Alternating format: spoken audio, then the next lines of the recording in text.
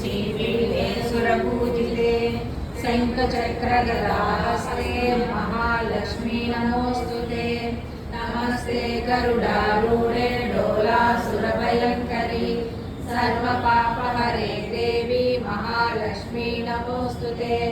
सर्वज्ञे सर्ववरदे सर्वदुष्टभयङ्करी सर्वदुःखहरे Devi Mahalakshmi नमोऽस्तुते।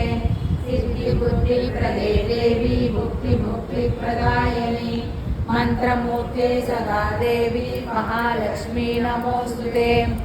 आद्यं धरैते Devi Adishakti Maheshwari योगज्ञ